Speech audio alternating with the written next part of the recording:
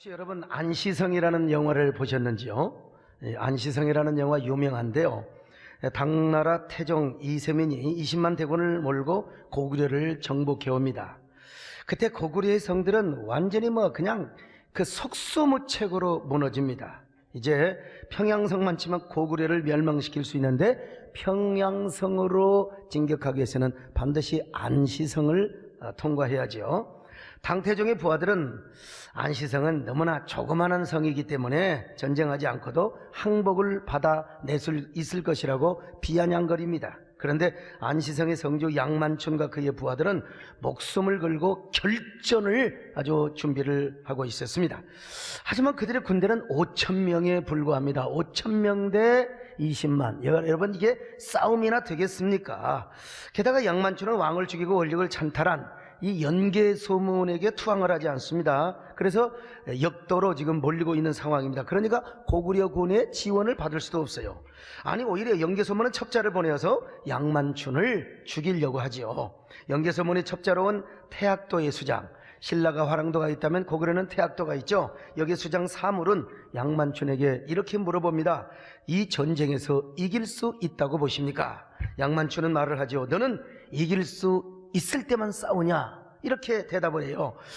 양만춘은 사물이 연개소문이 보낸 첩자라는 사실을 알면서도 자기 옆에 병장기를 들게 합니다. 병장기들 언제든지 죽일 수 있지 않습니까? 그런데 사물은 안시성의 성주로서 백성을 그렇게도 사랑하며 부하들을 진심으로 아끼는 양만춘의 모습을 보면서 갈등을 나기 시작합니다. 그러다가 결국 양만춘의 진정한 부하가 되어서 성을 열심히 지키고 싸우는데 협력을 하지요.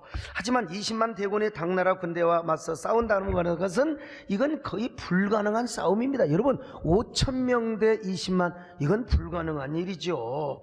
당나라 태종 이세민은요 단 한 번도 전쟁에서 져본 적이 없어요. 전쟁의 신이요 영웅이라고 불리울 정도로 전략가입니다. 그때 양만춘은 고구려의 시종 주몽이 썼다고 하는 신궁을 가져오게 합니다. 이 신궁은 누구도 주몽 이후에 당겨본 적이 없어요. 안 돼요. 당태종도 그것을 빼앗아가 당겨보려고 했는데 안 당겨지는 것입니다. 양만춘도 아무리 활을 쏘려고 해도 여러분 시위가 당겨지지 않습니다. 그러나 그는 처참하게 죽어가는 군사들을 보면서 마중으로 온 힘을 다하여 하늘을 향하여 이렇게 외칩니다. 안시성을 지켜주소서, 안시성을 지켜주소서 하면서 여러분 화살을 당기는데 기적처럼 신궁의 활시위가 당겨지고 양만춘이 쏜 화살이 당나라 군대를 향하여 날아가서 정확하게 이세민의 눈가를 맞춥니다. 여러분. 자, 어떻게 촬영을 했는지 화살이 이세민의 눈으로 쑥 들어갑니다. 피가 툭툭 떨어져요. 오늘 이게 졸리는 사람은 지금 내 눈에 화살이 들어오고 있다, 이렇게 생각하면 절대로 졸 수가 없는 거죠. 결국 이세민은 양만춘이 쏜 화살에 눈에 이 화살을 맞고 피눈물을 흘리며 퇴각을 하게 됩니다. 그리고 3년 후에 그는 부상의 후유증으로 죽으면서 이런 유언을 남깁니다. 다시는 절대로 고구려를 치지 마라.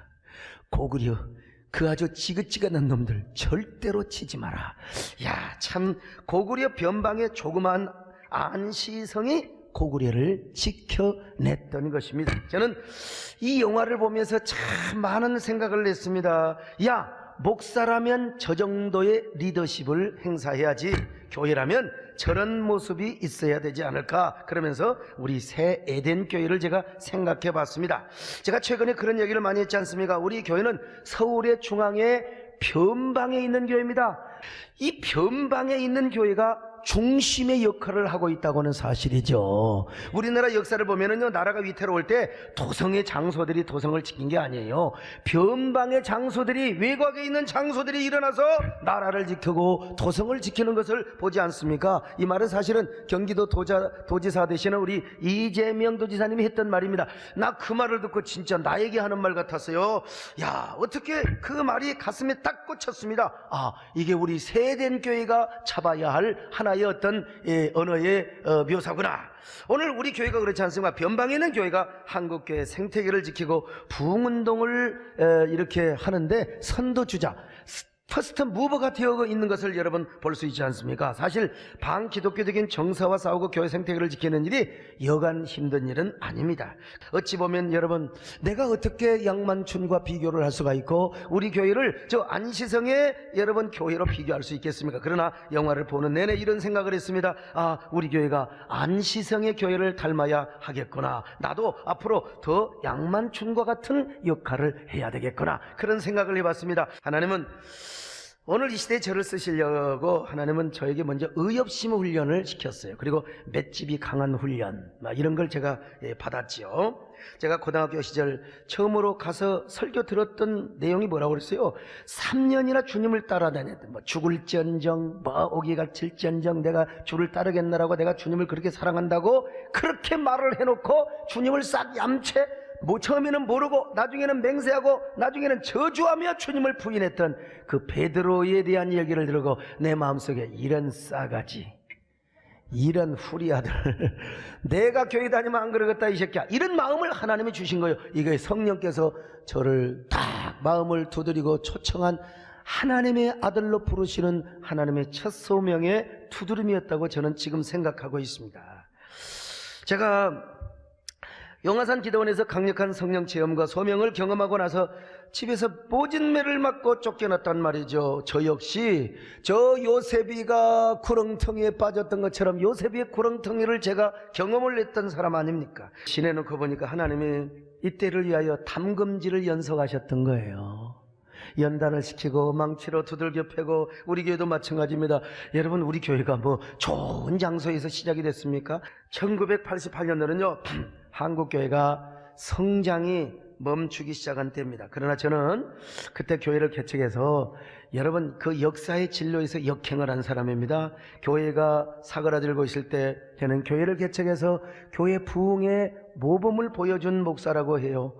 제가 왜 가락동에서 개척한 줄 아세요? 저는 가락동을 한 번도 와본 적이 없습니다. 저의 동기, 어제 정권사님 팔순 때 성경목도 가시 이규성 목사님, 고맙게도 이분이요 목동도 안내하고 상계동도 안내하고, 그러다가 가락동으로 가라, 가락동을 갔습니다. 생전 처음으로 농수산 시장을 봤고요. 아니, 가락동에 가니까 어쩐지 내 집이 온 것처럼 마음이 편안해요. 그리고 임대료가 싸. 지하에 월세를 얻어서 내가 개척을 할 수 있어요. 비록 작지만요. 그리고 인근의 성남, 저기 복정동만 지나서 수진리고기만 넘으면 이제 성남도 내가 다 흡수할 수 있을 것 같아요. 여기가 나의 동지구나. 그러면서 이제 제가 거기서 개척을 시작합니다. 근데 하나님께서요 저에게 감동을 주셨거든요. 종아, 목자에게는 다 영적으로 목자의 음성이 있고 피리소리가 있단다. 내가 너에게 사방각지에서 양들을 보내줄 텐데 소강석이라는 목자의 음성, 피리소리를 듣고 사방각지에서 모여들게 내가 축복한다. 이런 감동을 여러분 제가 받았어요. 예배 드리면서. 그러니까 이제 저는 참 지금 생각해 보면은 이게 그림 언어야, 레토릭적, 그냥 하나님께서 이 그림 언어를 주신 건데 저는 또 고지고대로 나는 개척하면 1년에 500명 1000명 모일 것이다. 그래가지고 제가 좀 하나님보다 앞서가는 경향이 있었어요, 사실요. 그래서 이제 막 500명, 1000명 모일 줄 알았는데 인장 개척한다고 사람이 오나? 안 와. 내가 지금 괜히 하나님 앞에 지금 잘못 감동을 받았나? 전단지를 살포합니다. 전단지를 살포해야 되는데요. 아파트에는 들어갈 수가 없어요. 그때 경비가 특별히 그 가락동에 있는 패밀리타운 아파트가 있어요. 거기는 전혀 못 들어갑니다. 그래서 국리 끝에 집사람과 제가 새벽에 일어나서 신문 배달을 했습니다. 조선일보와 동아일보를 신문 배달을 했습니다. 여러분요, 동아일보는 문정동 쪽에 지국이 있어, 조선일보는 바로 가락시장 앞에 있었는데 그 신문을 받아다가 공짜로 배달을 해드리겠습니다. 그래서 이게 얼마나 좋겠습니까? 그 대신 공짜로 신문에다가 우리 전단지를 끼워 놓는 걸 조건으로. 근데 여러분, 그냥 했겠습니까?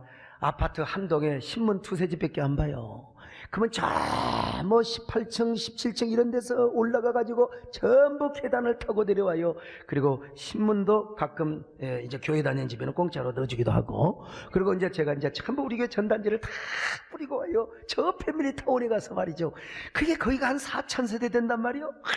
이번 주에 이제 몇십 명 오겠구나. 전단지 돌리고 이제 딱 오전에는 전화 기다리는 거예요. 그때 전화번호가 02-408-5818이었거든요. 자, 다 기다리고 있어요. 전화 받으면 여보세요. 네, 안녕하세요. 안녕하십니까? 새해댕교입니다. 그러면 거기 위치가 어떻게 됩니까? 예, 위치 자기를 짜짜짜짜짜 틀면서요. 그리고 또 뭐라고 하죠? 거기가 지상입니까? 지하입니까?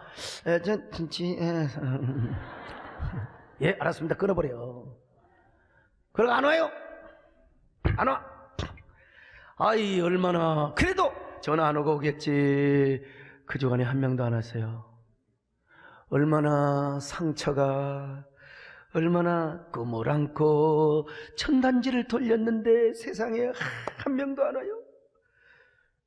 오는 사람이 가끔 있더라도 입에 보고 바로 가보라. 왜냐?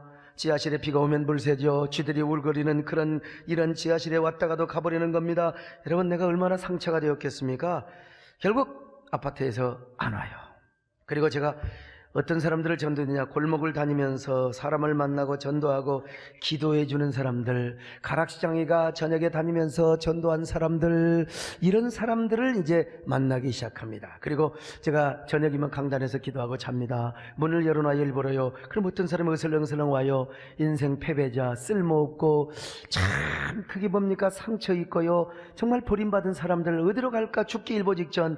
그런 사람 만나서 상담해주고 기도해주고, 이런 사람이 교회를 오기 시작한 겁니다. 여러분요, 1명, 2명, 3명이 오고 인생고에 시달리는 사람들. 그런데 난 참 지금도 생각해보면 나를 만나면 희망을 갖습니다. 죽기는 왜 죽어 바보처럼 봐. 그리고 여러분, 저를 만나 기도를 받고 상담을 받으면 희망이 생기는 겁니다. 소강석을 만나면 가슴이 뜨거워집니다. 내가 그때 그랬다니까요. 아무튼 그래서 그냥 그렇게 열심히 했습니다. 제가 영혼을 사랑하는 부분도 있었지만 또 솔직히 말해서 교회를 성장시키기 위해서 그렇게 열심히 했습니다.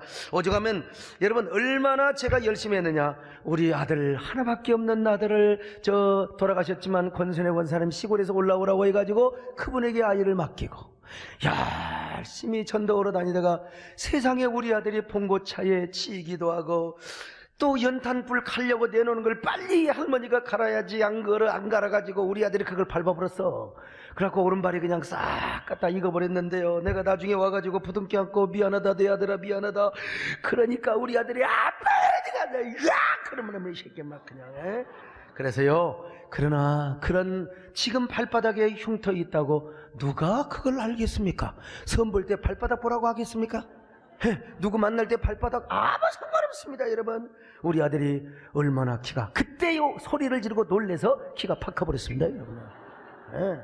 저는 또 집사람이 현이를 낳으러 갈 때 전도하러 다닌다고 막 보호자로 따라가지를 못했습니다. 여러분, 제가 충분히 신방 이런 거 양해 구할 수 있잖아요. 우리 집사람 애 낳으러 간 내가 가야 된다고. 그런데 교인과 약속을 지키고 전도하러 간다고 참, 우리 집사람이 그때 못 먹어서 막 얼굴에 핏줄까지 다 보이고, 딸내미를 낳았는데 가서 보니까 세상에 이티처럼 얼굴이 쭈글쭈글해. 내 그 모습을 보고 화장실에 가서 얼마나 많이 울었는지 몰라요. 미안하잖아요. 그래서 제가 이 말씀을 차에서 준비하면서 마누라가 집사람이 생각이 나가지고 전화를 했어요. 그때 우리 집사람 기분이 아주 굉장히 저기압이었거든요. 저기압. 그냥 구름이 끼고 그냥. 그러고 전화했더니 왜 전화했어요? 그래서 그냥 그냥 했어. 그냥.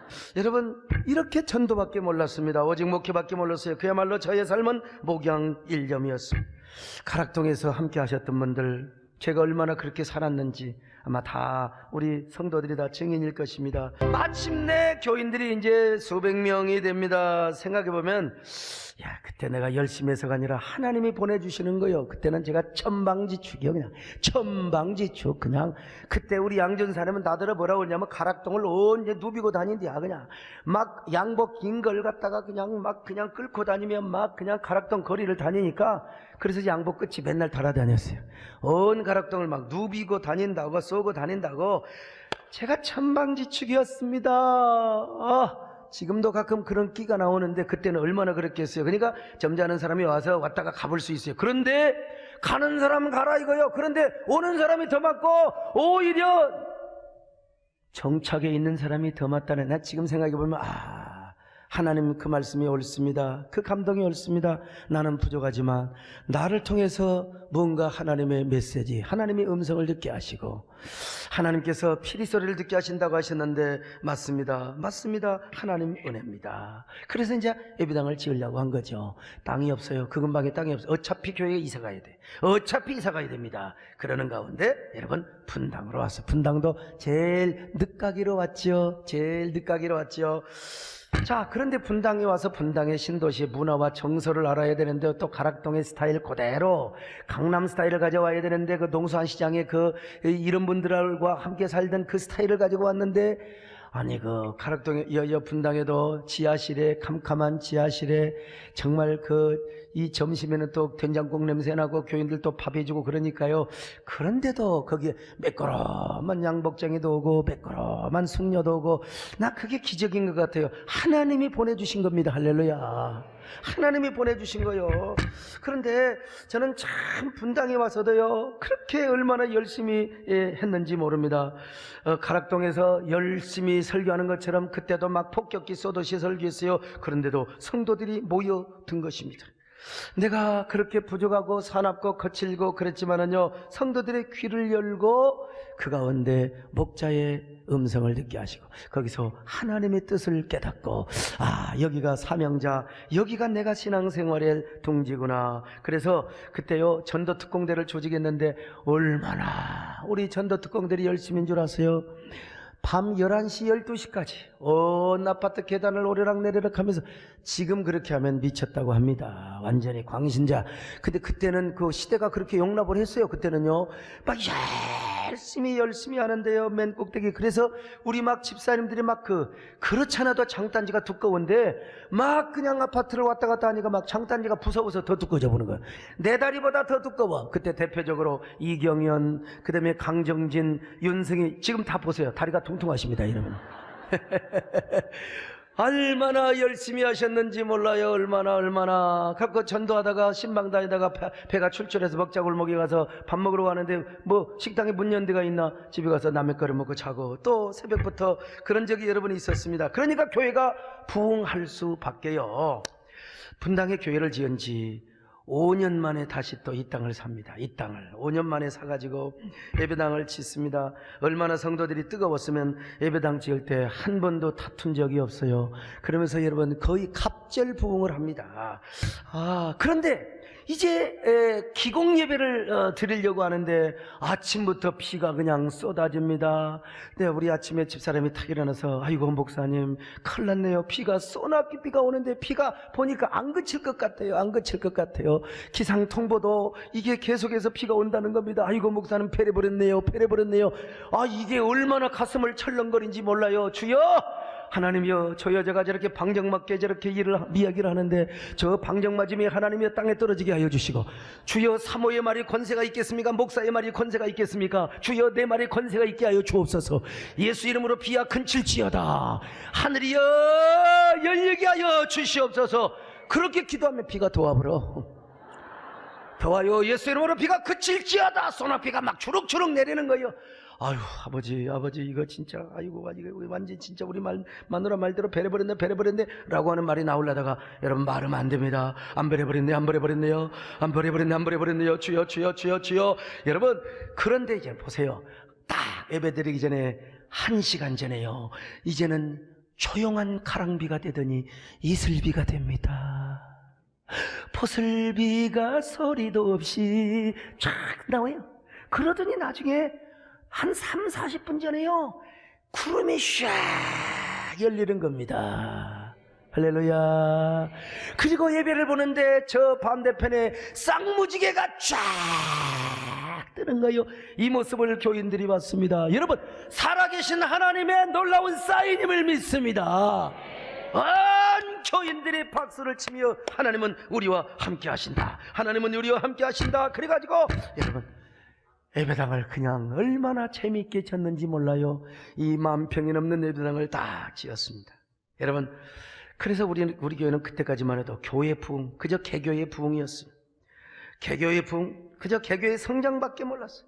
아마 이런 식으로 계속 갔더라면 지금쯤 여러 개의 지성전이나 지교회를 되었을 것입니다. 그런데 어느 날부터 저의 목회 철학이 바뀌어지기 시작합니다. 지금까지 누누이 강조한 캐슬 빌더보다는 나는 킹덤 빌더가 돼야 되겠구나. 개교의 사역을 넘어서 한국교회 생태계를 지키는 이 공적 사역을 해야 되겠구나. 이런 마음을 하나님이 주셨습니다, 여러분. 이런 일을 하는 것이 어찌 쉬운 일이겠습니까? 오해도 많이 받고요. 아무리 노력을 해도 흔적조차 나잖아요. 근데 다행히 이렇게 옆에서 이정민 목사님, 또 글 쓰는 우리 성광의 목사님 저의 비서 역할을 해주시고, 박예선 목사님이 또 옆에 딱 있어서 이렇게 참 제가 하는 일을 이렇게 도와줘서 이거 잘 할 수 있도록 하나님이 축복해 주신 거요. 사실 반기독교 세력들로부터 뭐 공격을 받고 제가 뭐 이런 거 참 사실 아무나 할 수 있는 일이 아니죠. 큰 교회 목사가 그냥 뭐 진흙탕물이 가서 똥 묻고 그러면 되겠습니까? 그래도 똥이 묻어도 주님을 위해서 붙이면 하나님이 오히려 의의 세마포를 갈아주신 것을 제가 경험했어요. 내가 주님의 이름으로 욕먹으면 하나님께서 더 많은 것으로 보상해 주시고 축복해 주시는 걸 경험했습니다, 여러분. 오늘 사도행전 교회도 마찬가지입니다. 얼마나 반기독교적인 세력이 첩첩히 쌓였는지 몰라요. 베드로와 요한이 좀 조용히 적당히 전도를 하지 막 세게 전도를 하니까 바리새인과 사두개인들요, 대제사장들이요, 아니란 말이죠. 막 공격을 하요. 그러니까 막 핍박이 막 거세지는 겁니다. 그래서 지금 베드로와 요한이 교인들과 함께 모여서 기도하는 것입니다. 요거는 다윗이가 시편 2편에서 했던 기도인데요. 자, 사도행전 4장 26절로 25절로 26절 같이 봅니다. 시작. 또 주의 종 우리 조상 다윗의 입을 통하여 성령으로 말씀하시기를 어찌하여 열방이 분노하며 족속들이 허사를 경영하였는고 세상의 군왕들이 나서며 관리들이 함께 모여 주와 그의 그리스도를 대적하도다 하신 이로소이다. 자, 계속 기도는 이어갑니다. 27절로 28절입니다. 시작. 과연 헤롯과 본디오 빌라도는 이방인과 이스라엘 백성과 합세하여 하나님께서 기름 부으신 거룩한 종 예수를 거슬러 하나님의 권능과 뜻대로 이루려고 예정하신 것을 행하려고 이 성에 모였나이다. 그때 다윗을 괴롭혔던 이 반안티 다윗 세력을 지금 이 사도행전에서는 반안티 크리스찬 세력으로 간주하고 다윗을 그리스도로 바꿔서 지금 기름 부은 자 예수 그리스도를 이렇게 공격한다는 것입니다. 헤롯과 본디오 빌라도가 이방인과 이스라엘 백성들과 합세를 해가지고 그리스도의 복음과 그리고 예수 그리스도를 대적하고 있다는 것이죠. 그러자 여러분 뭐라고 기도를 합니까? 자, 29절로 30절입니다. 시작. 주여 이제도 그들의 위협함을 굽어보시옵고 또 종들로 하여금 담대히 하나님의 말씀을 전하게 하여 주시오며 손을 내밀어 병을 낫게 하시옵고 표적과 기사가 거룩한 종 예수의 이름으로 이루어지게 하옵소서. 하나님, 이럴수록 우리에게 성령의 충만함을 주옵소서. 이럴수록 복음을 담대하게 전하게 하여 주옵소서. 이럴수록 기적이 나타나게 하여 주옵소서. 권세가 나타나게 하여 주옵소서. 병자들이 고침받게 하여 주옵소서. 비니까 뭐라고 응답을 합니까? 31절입니다. 시작. 필기를 다음에 모인 곳이 진동하더니 우리가 다 성령이 충만하여 담대히 하나님의 말씀을 전하니라. 여러분 참 그래서 이들에 의해서 저 예루살렘과 유대와 사마리아와 땅끝까지 복음에 전해진 것입니다. 저 로마까지 안디옥을 거쳐서 말이죠. 한마디로 그들도 안시성 교회와 같은 아주 예루살렘 교회를 지켰단 말이죠. 우리 세den교회가 30주년을 맞아요. 돌이켜보면 정말 하나님의 은혜가 너무나 큽니다. 하나님의 은혜가 너무나 커요. 더더구나 우리 교회가 변방의 교회가 중심의 교회 역할을 하고 있으니 얼마나 여러분 감사합니까? 인자수성이란 말이 있어요. 어진 자가 성을 지킨다. 여러분 제가 보면 옛날에는 야성, 용기 이것도 중요하지만 내가 더 온유해야 되겠구나, 더 겸손해야 되겠구나. 오늘 여러분 예수님도 그러있잖아요. 온유한 자가 땅을 차지한다고 말이죠. 오늘 우리도 안시성과 같은 교회 역할을 하기 위해서는 여러분 모두가 다 온유하시기를 축원합니다. 서로 하나 되시기를 바랍니다. 이 교회가 조직이 좀 비대해지면서 기관 우선주의, 이게 사일 이펙트라고 해요. 사일로 이펙트, 이게 부서 이기주의가 가끔 보이는 겁니다. 여러분 그런 거 다 때려치우고요. 이게 다 안시성에도 그게 있었어요. 이걸 하나로 만들었어요. 이 한도수장, 부울수장, 이 마음을 한 마음으로 만들어 놓으니까 결국 안시성을 지킬 수 있었던 것입니다. 오늘 우리도요 한 마음으로 기도하시고 서로 사랑하시기를 바랍니다. 서로 온유하시기를 바랍니다. 서로 섬기시기를 바랍니다. 그럴 때 우리가 하나님의 말씀을 담대히 전할 수 있습니다. 여러분요, 그럴 때 온갖 기사와 이적이 나타나게 되는 겁니다. 놀라운 역사가 나타나게 되는 거예요. 오늘 그런 의미에서 우리는요 30주년 예배 때 과시성 행사보다 막 모여서 막 축포를 터뜨리고, 아니 당국대에서 할 거 내 생각도 해봤어요 사실은. 예?